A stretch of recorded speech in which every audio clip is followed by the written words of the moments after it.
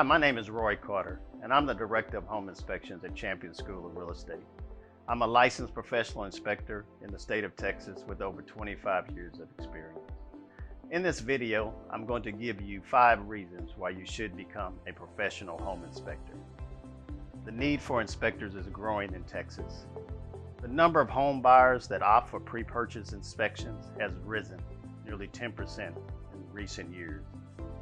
As this trend continues, and with many inspectors reaching a retirement age soon, this job will be in high demand for years to come. There's a lot of work to go around and not enough inspectors to do it. Be your own boss. Home inspectors decide when, where, and how much they work. As a business owner, you'll get to make your own schedule and make time for any personal appointments that might come up. We always say inspectors are out after the morning traffic and home before evening rush hour. Number 3, specialization opportunities. People typically think of pre-purchase inspections as the majority of what we do, but in reality, inspection covers much more than that. As a home inspector, you can offer pre-renovation inspections, warranty inspections, and help resolve legal disputes. You can also specialize in commercial real estate, pool and spa, well and septic, lead and radon testing, and much, much more. Number 4, the steady income. Professional inspectors make a good, reliable living.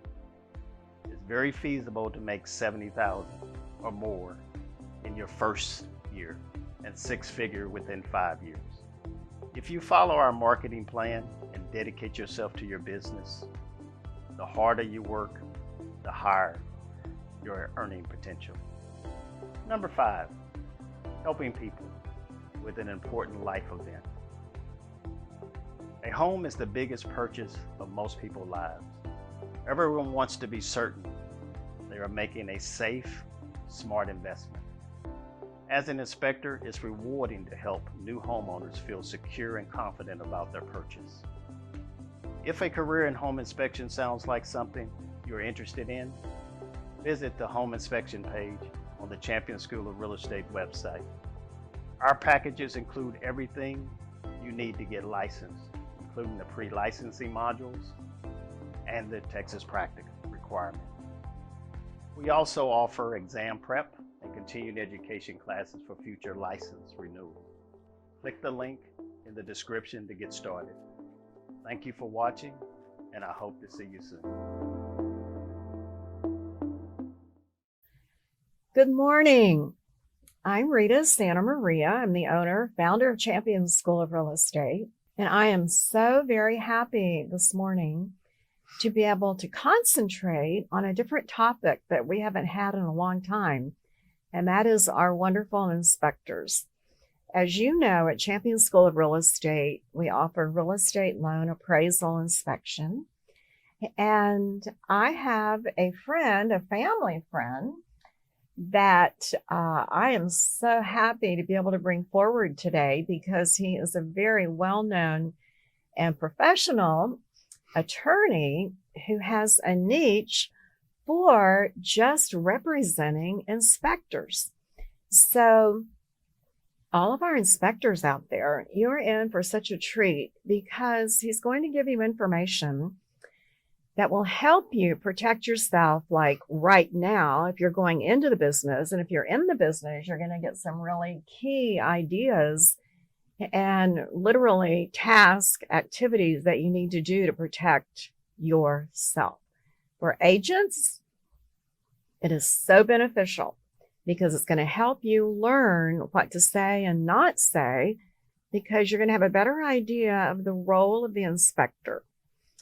So let me tell you about my friend sitting next to me, Geoff Binney. He is a longtime 19-year attorney with Gauntt, Koen, Binney, and Kidd, and they are a wonderful group that is in the north part of Houston. But I know that Jeff personally, you absolutely represent people all over the United States. Correct. That's right. And his background is so very interesting in that he graduated from West Point, and then he was a special agent in the FBI.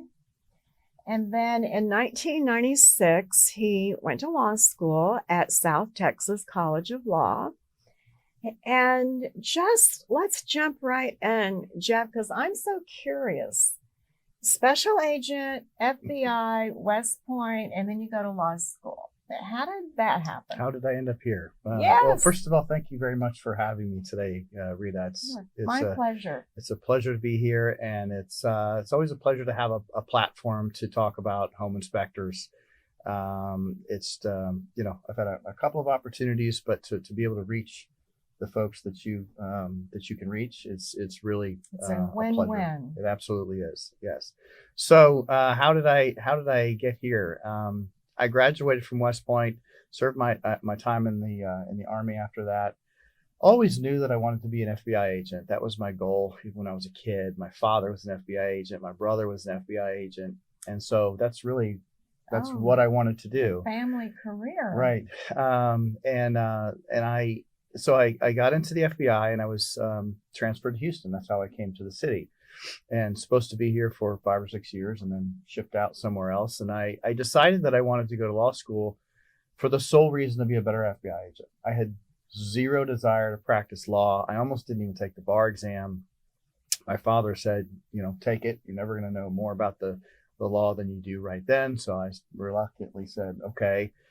And even after I graduated and passed the bar, I had a couple of years left in the FBI where I was just, trucking right along. That was what I was going to do. And then an opportunity popped up to go practice in the civil world. And my wife and I talked about it a little bit and figured, what the heck, let's go give it a shot. And here I am 20 years later. Now, you were still an FBI agent while you were going to school at night. That's right. Yes. Much harder on my wife than it was on me. We had two little ones. Right. You have some sons, I know, at home.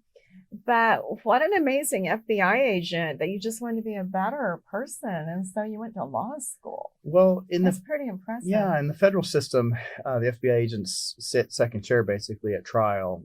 Whereas in the state system, the police officers, they investigate and turn it over.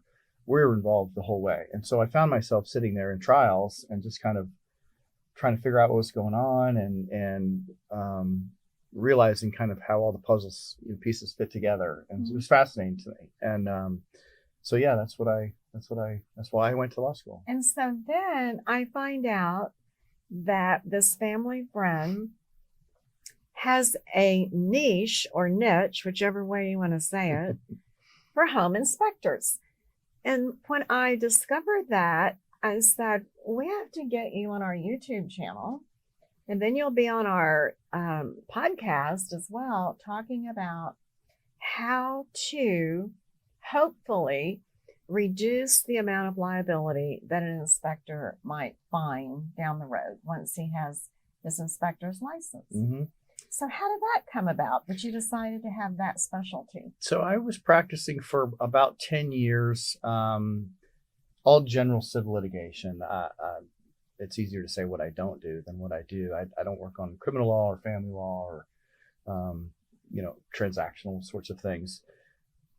Breach of contract, a lot of commercial disputes, construction litigation, and I did some residential litigation. And then about 10 years ago, maybe 15 years ago, it's hard to remember exactly, I was approached by a home inspector who needed legal counsel, and their insurance company wasn't picking it up. I don't really remember why. And he asked me if I wanted to do it, and I did it. And I thought it was really enjoyable to work for him under the circumstances. And then he said, do you want to do more of this work? And he put me on with his insurance carrier. And that was one insurance carrier 15 years ago. And I counted yesterday, and now I work for 10. Wow. I've got 20 open litigation cases with home inspectors as we speak. I do a fair amount of what we call pre-claim diversion, right? So, and what is that? So you can tell when things are starting to go sideways, right? the homeowner, the client is they're calling you, they're they're calling you, annoyed. they're texting, hey, I found this isn't right, what's going on? And we can talk a little bit about what their understanding of the role of the home inspector is in a bit, but generally speaking, they'll call me, whether they call me directly or they turn it over to their insurance company, and the insurance company calls me and says, hey, Jeff, take a look at this, look at the report, look at the inspection agreement, look at the correspondence, and I'll draft mostly I'll draft a letter, and it's basically an explanation letter to the claimant, usually the client. And it says, this is what I think you're complaining about with this inspector. Here's why I think, you're not seeing everything correctly. Here's what I think you don't have anything to complain about. Is Right. that what you're Pretty writing? much. And we've had a really good success rate. We've had, I think, maybe 2 or 3 cases that end up having to be referred to out of state counsel for litigation purposes, where the person just says, you know what, I don't believe you, I'm gonna file suit. But for the vast majority of cases, it just goes away. So many of the real estate transactions that happen when you have, or any transaction, when you have that unhappy client, getting a letter from an attorney on that letterhead that spells out everything kind of stops it right there. Sure. And your success rate is excellent. So then you enjoyed working on that with this gentleman, and then you just thought, maybe there are others. Yeah. So what I found was, as I started to get a few, I really enjoyed. These are hardworking folks. They're blue collar folks. They just want to go out and do their job, inspect the home. They all have a history of construction or handyman type of a background, and they don't have any litigation experience, and they're just not involved in the world that I'm involved in, and so they're scared. They're concerned about their assets and their license and their insurance coverage and all these things, and I just enjoyed helping them. I really did. It was doesn't surprise me. You're that kind of guy. It was I got a lot out of it, and that goes back to why I wanted to be an FBI agent and be an attorney. I just enjoyed helping people, right? So it was that, and there's a lot of other cases that I work on where I don't get that satisfaction. There are so few attorneys that specialize on the inspection side. And when I realized that's what you did, I'm like, oh my gosh, you must visit Trek from time to time. You must talk to them from time to time. You probably know a lot of my customers. And it just seemed like the perfect opportunity to say, come in and please, please, please help our wonderful people, both real estate agents and inspectors, to maybe keep litigation from happening. But if you are going to have to go down that path, be with a really nice man that knows what he's doing, that has that track record. So let me ask you this. Let's say I'm a brand new inspector, and I know that you highly recommend the inspector agreement. If you would tell us, what is the inspector agreement? And when should it be signed? And what does it do for the inspector? So sure. Take that. Yes. As you know, I'm very passionate about the home inspection agreement. First, to keep yourself out of trouble, and your folks are doing this, right? They're getting the training that they need, and they're doing the best they can. And that's going to keep you out of trouble 99 times out of 100. But today's world, everybody knows this. It's just more litigious, right? And so you get a homeowner who becomes dissatisfied, the buyer's remorse, whatever. And maybe there is something substantive that they're angry about. The realtors are going to get sued. The home inspector is going to get sued. The prior owner and the sellers are going to get sued. Now, is it the homeowner saying, gosh, why are you so upset about this? We disclosed it, and or our roof is actually in good shape. are they more annoyed with the inspector or the agent or what? So it's, each case is different. But oftentimes when that homeowner that is disgruntled gets an attorney, that attorney, there's no attorneys out there that specialize in suing realtors and home inspectors. So most of the time, us on the other side, the folks that do represent realtors and inspectors are kind of educating them, the lawyers, on how this is going to go. But what they typically do is just sue everybody, right? And so even if the complaint is against the inspector, they may sue one of the realtors, one or both. If the complaint is against one or both of the realtors, they'll sue the inspector. And that's because the lawyer is just trying to rope everybody in and we'll let the chips fall, out afterwards. Get as many people in as we can. Right. So for that 1 out of 100 times when you do a great job and you shouldn't be sued, but you find yourself in litigation, the home inspection agreement, and I'm speaking specifically towards home inspectors now, it's critical. It's absolutely critical. It's a get out of jail free card almost. If you have a good one, you can protect yourself to the point where you basically make the other side just dismiss you from the case. It is critical. It's not dispositive. It's not 100% to get it signed, but it sure does make my life easier when it's signed. The vast majority of them now are signed electronically. These home inspectors have gotten very computer savvy. They have these software, sort of case management software, and the home inspector, the client will go online, sign the contract, pay the fee, and then that'll send an email to the home inspector. He goes out and does his thing, and the report is sent electronic. Everything's electronic, and there's a track record of, I can go back and look and see exactly who it was, who signed it, and when they signed it. And oftentimes the client won't even remember that they signed one. So I'm giving that to the lawyer. Hey, FYI, your client signed this. So it is imperative to get it done early. And when you say it's imperative to have it signed early, what I know you're saying is don't have it signed at the very end after the inspection and you're handing the report over. Correct. And oh, by the way, here's an agreement between us. That's too late. It is too late. It is. I can make an argument that the provisions in there apply, but it's hard, right? Because the court wants to know really what was the agreement, and if all those clauses didn't even get negotiated, they weren't even brought up until much later. It's going to be hard for the court to enforce them. The court's going to say, yeah, you agreed to do a track inspection and he agreed to pay you. That was the bargain, right? And all that other stuff is superfluous. And it's true. But, even then, I'd rather have one signed later than one unsigned. Not often anymore. It used to be the case that I'd get that the inspector would hand them a copy of the report with a copy of the inspection agreement. And it was never signed. And I'm not, there's not much I can do with that. No. So it's critical.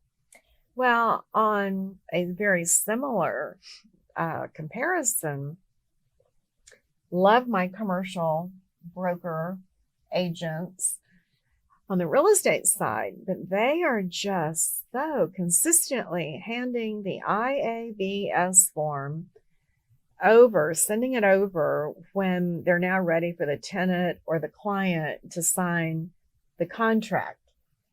And Trek always says, absolutely not, that's too late. They've already been in a fiduciary relationship. All of the obligations have already been done. Get the IABS form signed in advance that says, here's what I'm doing for you and here's what I'm not doing for you. And then go forward. So very similar. Get that agreement done on the front end. But if nothing else, at least have one. Correct. That's what you're saying. That's exactly right. Can you give us a little insight, especially our new people and our new inspectors that are right now in class? What are just some of the points that are in that inspector agreement? Probably the most important clause to have in an inspection agreement is the limitation of liability clause. Okay. And that is it's just a clause in there that says, basically, even if I am negligent, the limitation of the damages that you can collect from me are X, normally the amount of the inspection fee, $500, $800. And those are binding. The courts in Texas have looked at these specific relationships between prospective homeowners and inspectors and said, yeah, those are enforceable. And there's a whole public policy argument that goes into why. Because if you're on the homeowner side, you can think that that's very unfair, right? Let's assume the home inspector missed something and it was substantial damage, $50,000 worth of foundation repairs. If he's limited to $500, that's tough on. I can see the homeowners being very upset about that. But the reasoning behind it that the courts have looked at is because if they don't allow for a limitation of liability clause and these home inspectors are liable for everything, then they're going to have to start charging more, right? And we're not going to have any. And then no one's going to want to do it. Right. And poof, there you go. The whole process is gone. That's a short circuit version of the story, but that's kind of why they said, and they do. They're not the only industry that allows it, right? I mean, alarm inspection companies, smoke detector companies, things like that are for the same reasons. If we're going to be on the hook for 100% of the damages, then we're going to let you. Do you also represent them, those companies? I don't. I have not. I've been in litigation where those companies have been involved, but doing the research on the enforceability of those clauses for home inspectors, I've run across those cases as well. I am going to tell you 100%. Just what you said right then, Jeff, where in the agreement, that inspector is limited to whatever is filled in on that is such a home run that every inspector should certainly have that agreement. Absolutely. And that allows them to sleep at night, knowing that the courts have supported them with that. And just definitely inspectors have that agreement. Agents ask the inspectors, do you have your inspection agreement? Which, of course, is outside the report itself. Correct. That's correct. So going back to inspectors and getting sued, are there any key areas where you see lawsuits tend to be over and over again? So the actual, as far as areas of the home that I see are litigated frequently, it's, I would say it's most often water penetration. Okay. And that can come from, anywhere, right? I mean, it can come from groundwater, it can come from plumbing, roof issues, window issues. That I would say water penetration is the number one. You missed something, and now I'm finding this water damage that's obviously been ongoing, and you should have found it. The second most common one, and this is probably because I do the vast majority of the work around the Gulf Coast area, is foundation problems. Okay. Right? You should have seen that these doors don't shut and these windows don't close and there's a crack here and a crack there. And you should have connected the dots and said that's a foundation issue. Those are the specific problems that homeowners have. But as far as just things that happen that cause litigation later, I see this a lot. The inspector will have a great report, right? Everything will be in the report. And the recommendations to hire a roofer. And we had the property condition addendum before that. Right. Where the homeowner had to say, yes, there's water penetration or not. Right. So say he's got a great report, and then he goes to the client and he says, here's my report. And they say, well, what should I worry about? And it's great. It's a great house. I'd buy it.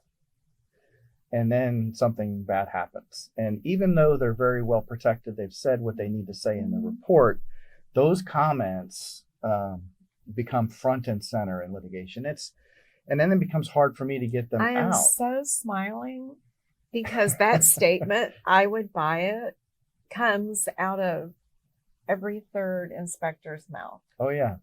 I wish I could just abolish that phrase from their Yes. vocabulary. Yes. Don't do it. Don't Yeah, say it. yeah. Just don't get in that business. It's I just rely on the report. Everything is in there. Go through it with them if you have an opportunity to do so, and you have a client that's inclined to listen. But Do you yeah, feel it's better for the buyers to be with the inspector during the inspection? Some buyers absolutely insist that they be there. But do you that's a think really it's- good question. What's the best recommendation? And there are some sellers that insist that they're Mm. present when the inspector is there. Right. And there's home inspectors that want their clients there, and there's home inspectors that just get out of Let my me do my way. job. I'll do my job and I'll give you the Mhm. report. So Mhm. I suppose it's a combination Mhm. of the personalities. I don't think you can answer that any specific way. If you feel like you've got a good line of communication with the client, then maybe you have them there. And I ask that because a lot of our new agents that are watching today, they're really wondering, well, does the buyer go with the inspector on the inspection? And truly, it's up to your client. If you have a client, as you said, that is, I'm going to say, analytical, maybe Mr. Handyman, he wants to be right there to see everything. But as we know, kind of holds the inspector back. And yet there are some inspectors that say, that really helps reduce my liability because they were there right when I showed them the situation. Right. Yeah, we talked about this. But really, there's no definite. I don't think so. It's not definitive. No, I don't think so. It's whatever works best for that inspector and that particular client. So water penetration, number 1. Foundations. And foundation, number 2. Is there a number 3, 4, 5? 3, I would say probably air conditioning, HVAC, heating, cooling units. Okay. And generally that's just a function of, the inspection took place in March and they move in and, the summer comes and it's not cooling as much as they thought it would. And, Right. The inspector's duties are limited in what they can do with inspecting. I mean, they're not air conditioning repairmen, right? So that is a big one. I'm trying to think of some of the other ones I see most often. Water penetration, plumbing, electrical, not too much. I'm sorry, but how do you recommend that an inspector deal with a roof? What would you say to the inspector? Don't ever say, and what might be a phrase that would be good when they look at the roof, but they are not a certified roofer? Well, that should be in their agreement. That should be in their report, right? That they're not a certified anything really, other than an inspector. But the client's not going to see that, right? They're seeing this new house. You're an inspector, and your job. And we can talk about this. This is if I've had how many times I've sat in a deposition of a plaintiff of a former client now suing the home inspector, and I asked this question: what did you think the role was for this home inspector? I don't know that I've ever had a different answer than I thought he was supposed to tell me everything that was wrong with the house. Yes. Everything. Yes. Whether you can see it or not. Tell our inspectors and our agents what's wrong with that. Well, it's just not it. That's just not the role, and the TREC rules, the standard, the SOP is the TREC SOP is very clear that they're supposed to find defects that you can see. It's a visual only inspection. They can't. I mean, there's some equipment that some of them use, right? Some moisture reading equipment and things like that, but you can't move things, right? It's not even their house. It's not their client's house. It's somebody else's house. You can't. If you see some wood that looks like it might be damaged, you can't stick your finger in it and break it, right? I mean, it's not your home. They can't do that. So all of that should be in their agreement and their report, the limitations. But as far as roof goes, and really this is with everything. With digital photographs nowadays, take a lot of pictures, and keep those pictures. Digital storage is cheap, right? Get a bigger hard drive, keep those things for a long time. And by long time, I mean 5 years or so. Have you seen many inspectors that are using drones? I've started to see that more and more, and I think that's great. I really do, because before that, it still is in the inspector's judgment whether it's safe to go up on that roof or not, and that depends on the pitch of the roof, the weather conditions, all kinds of things. But more often than not, I see them just saying, "Hey, this roof was viewed from the ground using binoculars," that sort of thing. But I've started to see drone footage, and I think that's great. I mean, they're trying to do the right thing by the a lot of clients. agents are really requiring it from their inspector. Yeah, I think they especially want them to do it where mainly the pictures of the roof. And the drone footage it's phenomenal. I mean, what you can see, it's very detailed, and maybe not so much what you're seeing on your phone or your screen or whatever as you're doing it, but when you get back and you're drafting your report, look at that on a big screen and see, because you'll be able to see some things that you may not otherwise. How do you feel about the idea of a pre-inspection? Sellers getting ready to sell their home, they bring the inspector in to do that. What are your thoughts on that? Or has it not ever affected anything? It's really not something that I've gotten involved with very much at all, honestly. I don't think I've ever had a case, certainly nothing in litigation, where the client who was suing them was the homeowner themselves.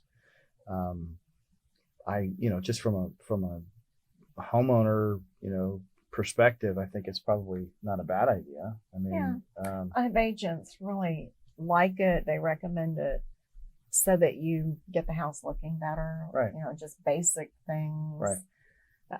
AC filters clean, that kind of thing, just so it looks good. Right.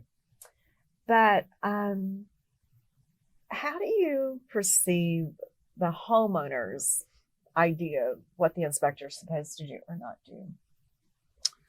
Do you think they have a good, clear picture? No, I don't think they have any different picture than anybody else in the process, really. And there are, I think that the inspector should say, this report is for my client and my client only, right? And if you decide to share this with anyone else, then there's a whole nother part of the clause called the indemnification provision, right? Because if you're going to share, if my client, prospective homeowner. You're hitting a really hot spot right now. Okay. I'm going to give you my opinion. Students, listen up. This is a huge hot spot that's going to affect you. So go ahead with that inspection report. Okay. Report. Who does it belong to? So that inspection report belongs to the prospective home buyer and them only. They're paying for it. And they're paying for it. It's theirs. If they receive a report from their home inspector that gives them pause or more than that, this is enough for me not to move forward with that home. Exactly. My advice to those people, and I guess to your realtor clients out there, would be to say, thank you very much. We're going to look elsewhere. I don't really see a need to provide that report to the sellers. That just opens up a can of worms. It does. It truly does. Yeah. And so what I tell my home inspectors is to put an indemnification provision in there, so that if that client does share it, and I've defended home inspectors from lawsuits by the sellers. That's where I was going. Yes. Not often, but it happens. You screwed up on this and I lost this sale. And I lost the sale. Right. And so in that instance, that home owner should be the one who's paying for this litigation, because I told you not to share it with anybody and you decided not to listen. So I'm going to just restate that to make sure everybody listens loud and clear. It is such a bone of contention, so to speak. Inspector is paid by their client, the buyer. That report belongs to that buyer. So and it falls apart. Another agent is enthused, her buyer's enthused about this house and says, says to the seller and or says to the other agent that had that buyer, can I see that inspection report? No, you may not. It does not belong to you. It's that simple. That's simple. It should be. No, you may not. It should be. And there are times where, as you know, some inspectors just go a little too far and just scare the buyer to death.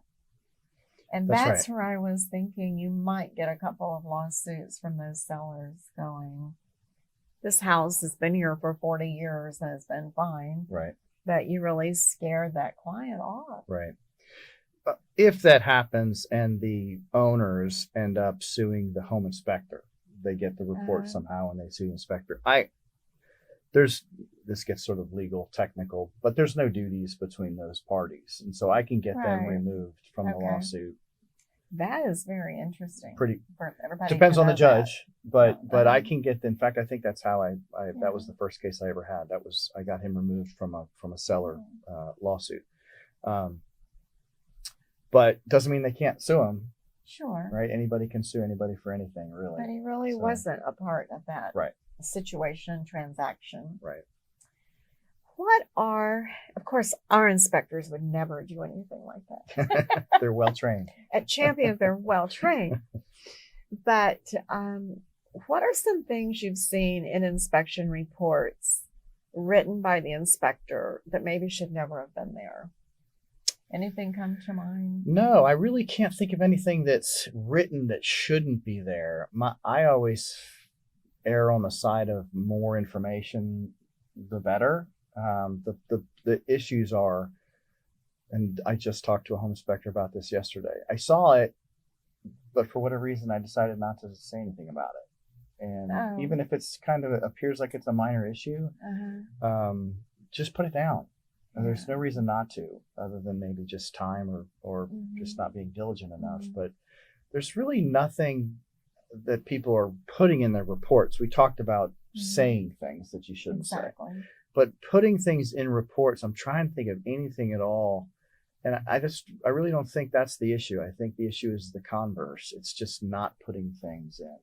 We're not taking enough photographs. And photographs, you don't necessarily have to take photographs of just bad stuff. If the roof looks great, photograph it, because that's your evidence that nothing was going on. Exactly, because down the road, that may be the issue. If I was doing a home inspection, I would photograph the walls and ceilings of every room, even if they all looked great, because when that water stain appears 6 months later and they try to tell you that you should have seen that, well, I have the picture. Wasn't there when I was there. So excellent statement. Like I said, because what we tend to do is take pictures of what we're concerned about. Right. Yeah. And like I said, digital photographs, digital storage is cheap. You can't have too many pictures in my Just keep opinion. taking them. Yeah, and save them, because I have had occasions when I've asked and they said, I take a lot. And I said, well, send me everything, not just the pictures that are in the report. And I'll get, well, I deleted those after, 6 months or whatever. There's just no reason to delete them. So take me, if you would, from beginning to end. Let's say I'm an inspector. I just got a letter from my buyer client that I'm being sued. What would be your process with me from beginning to end? So let's take that even back a little further. Okay. And talk about the rumblings of a potential issue. Okay.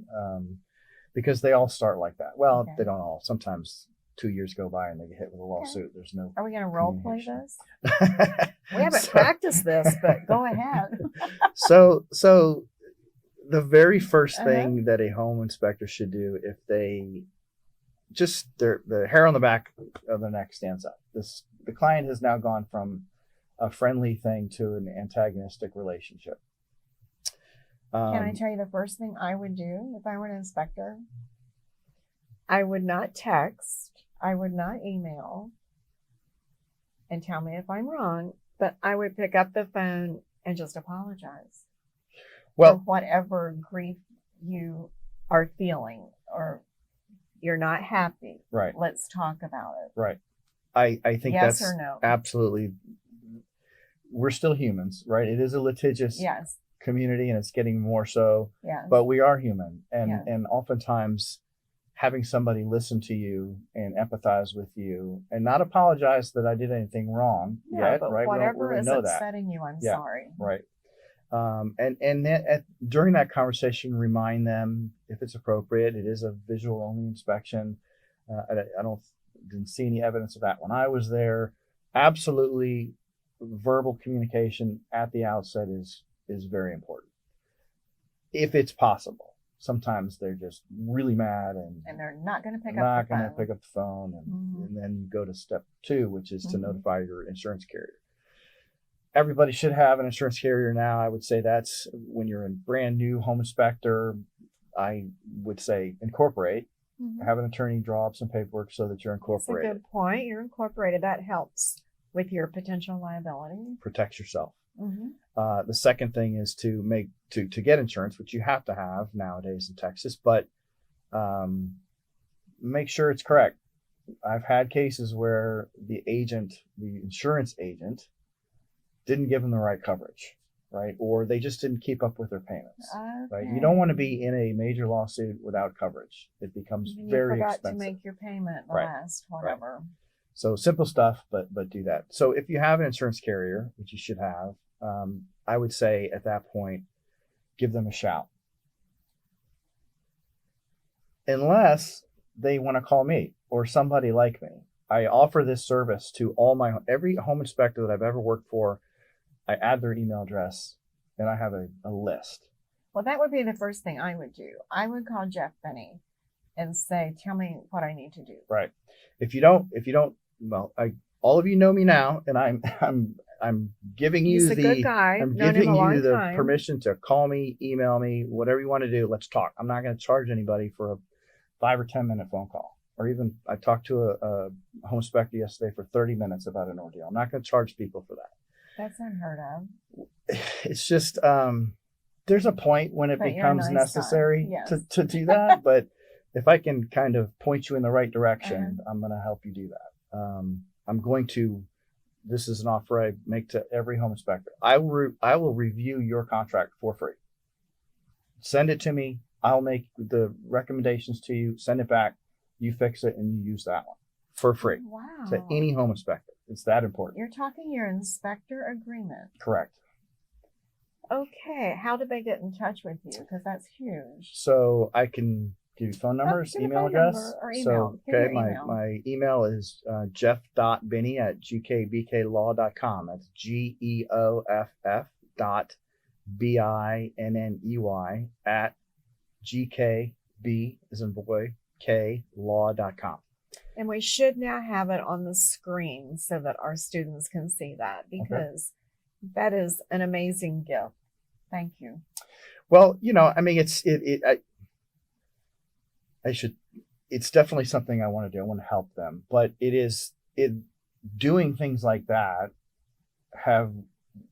it's created the work that I have now. Sure. Right. I mean, you're giving back, and because of that kindness, if there is a problem down the road, and if I'm sued, gee, he looked at my agreement for free, so now I have a problem. And please don't misunderstand, inspectors and students. We're not saying you're going to have a problem, but if you do, then yes, get professional advice. Right.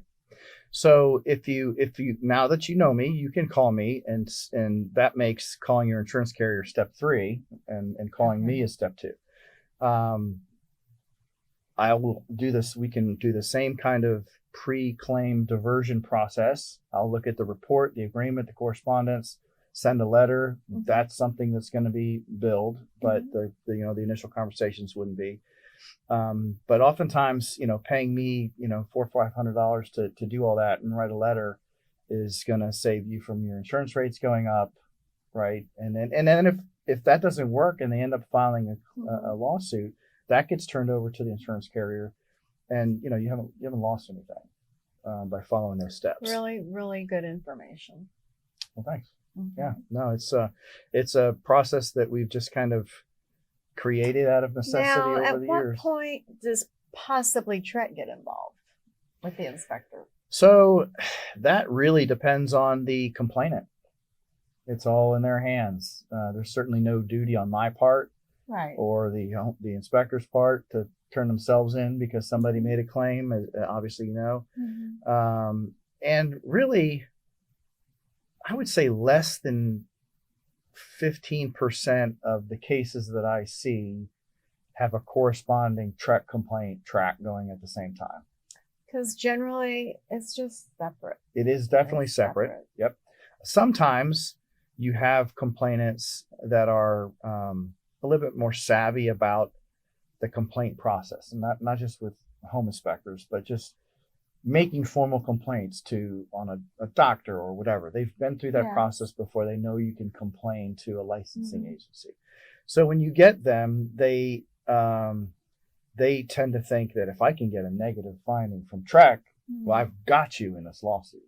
It doesn't work like that at all. Good point. So I will, the insurance companies, I think all of them have all paid me to fight the Trek complaint at the same time I'm fighting the lawsuit. And that's the point I wanted you to make as well, is yes, you can do both. Right. And you can do them at the same time if necessary. Right. If necessary, but generally they don't. Generally not. Connect. Yeah. Generally I don't see the complaints that often, and Trek's backed up, right? I mean, it takes them about 5 or 6 months to get through a complaint. It takes a while. And we tell our real estate agents, people being the general public, always have the opportunity to send a complaint to Trek. Must be in writing. But don't instantly let that ruin your life, because as you just said, there are just some people that instantly write letters. And then the field officer on the real estate side will get in touch with you at your office and give you the opportunity to explain. Right. And very often it stops right there. But Trek has the obligation to follow up. And yet I want to say on the inspector side, it's not as similar as it is on the real estate where it's Trek first. It's so different. Trek often does not get involved with that. My experience process with Trek complaints with home inspectors is that Trek is very reasonable. They do take the time to listen. They will allow you to have an attorney respond for you. Absolutely, they want you They'll to look at everything you send them. It's not the type of a thing where their minds certainly aren't made up ahead of time. No. And then their decisions are pretty reasonable. I feel like they've reprimanded the folks that probably needed a slap on the wrist and found no basis for a complaint for the ones that didn't. So I 40 think they're pretty years good at I've worked with Trek, and the legal side of Trek, they definitely are right by the letter of the law, and they do allow everyone to have their representative, their legal representative. They do listen. They also understand there are people that are just litigious. So right. That's unfortunately the world we're in. Right. So is there any one last statement that you would like to give to our inspectors, or something that you want to emphasize that is like most important to help them stay out of trouble? Nothing we haven't talked about already, but I Okay. do think that getting a signed agreement that has at a minimum a limitation of liability clause is that important. It's worth emphasizing again.